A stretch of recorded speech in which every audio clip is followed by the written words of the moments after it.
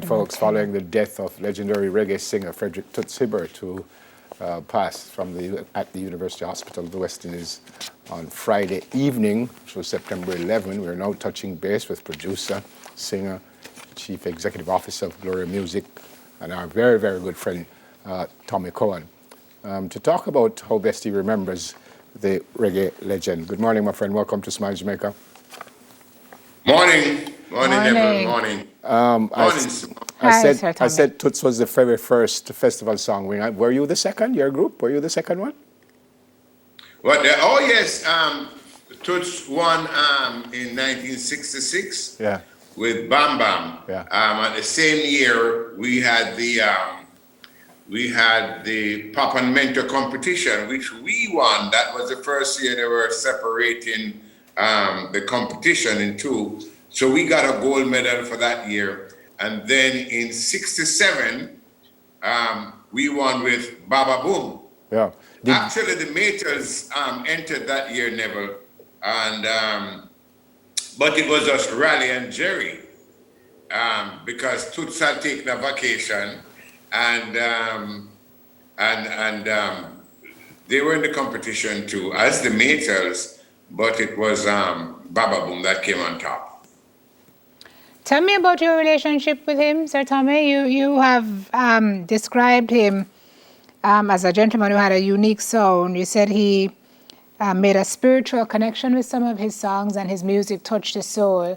But just your relationship, your friendship, tell us about the man at the level on which you knew him.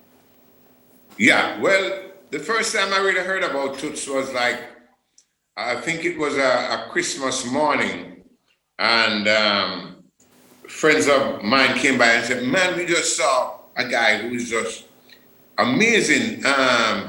We were on Delacree Road, Kingston 13 at the time, and said that the guy's name was Toots and the Maters, and at the time they were singing the 7 Books, you know. Mm-hmm. But then in 66, when this song came,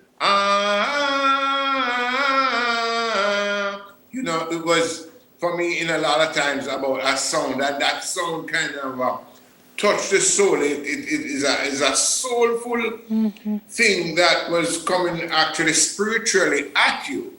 And then, so that's when I got to know, because at some points there we were sharing stage, and got to know Toots a little bit there, and got to know him more in the year 60, when he came back in 67, then 68, and 69, when he did Sweet and Dandy, because we had Feel It Festive Spirit that year, and I was not paying much attention to Sweet and Dandy the year until the final night, because we had like Derek Morgan and some big names at the time, and then Toots was just coming back after leave himself. But the night on the finals, when we heard it, hey, in a room, I said, my goodness, it's all finished. This guy's gonna take festival song. He was good with melodies, eh? Huh? He was great with melodies. Oh man, but he had this thing, when he's coming, there is something that comes ahead of him, you know? That's what I call the sound. Mm-hmm. And it's like you say, hey, in a room, hey. And you have to pay attention. Yes. And so Toots, we got closer. Over the years, my partner, Talent Inc., Talent Corporation, was Warwick Lynn, and Warwick Lynn was one of the early producers of Toots. And so Toots came under our umbrella there at Talent Corporation for a while. I also, before that, I had gone to Dynamic Sounds, where I was working with Byron Lee and the Dragonaires as marketing manager. And I was responsible for promoting Pumps and Pride. And we had done an album with Toots. I call it Slatyam Stood. Slatyam Stood, which means Toots and Mater's back way. But in the British, when they release it, they say, wait, what kind of a name is that? So they call it In the Dark. In the Dark. So apart from that, now, like I said, when I left Dynamics, he became part of our roster. We had quite a good relationship. Not only that, but my wife, Carleen Davis Cowan, is his wife is actually a cousin of Carleen. Okay, so there are lots of connections. We note over the years we had toured across Jamaica. We had one great major tour of the United States with the Reggae Sunsplash, and we spent a lot of time together there. And even after this situation which he had when he got hit in the United States, he came back, he sat down, visited me and told me what was his challenges and all of that with his memory and so let me ask you, Sir Tommy, lots of people weighing in on the weekend, from Mick Jagger and Rolling Stone to BBC to the Independent. I mean, just everybody. Tributes pouring in from places that you wouldn't even expect. I saw a political analyst in the States, Steve Schmidt, saying that Toots' music made him feel so alive. And I'm like, man, this man, people don't understand. Do we as Jamaicans understand the legend that was Toots Hibbert? Well, I'm not sure if we really got it because Toots was never trying to come across himself as a superstar.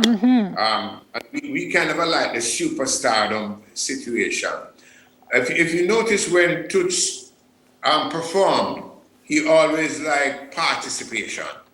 It's not like you come to see me, so see me here. It's like, and he would strive and work with you for that participation. And of course, part of his whole thing was energy.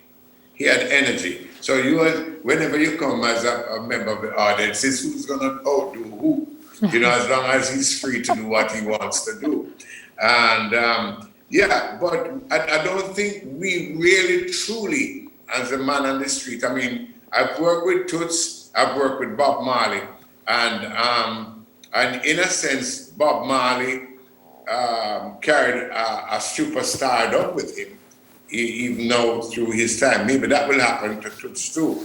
But Toots was more like, okay, just the brethren who wants you to enjoy his music.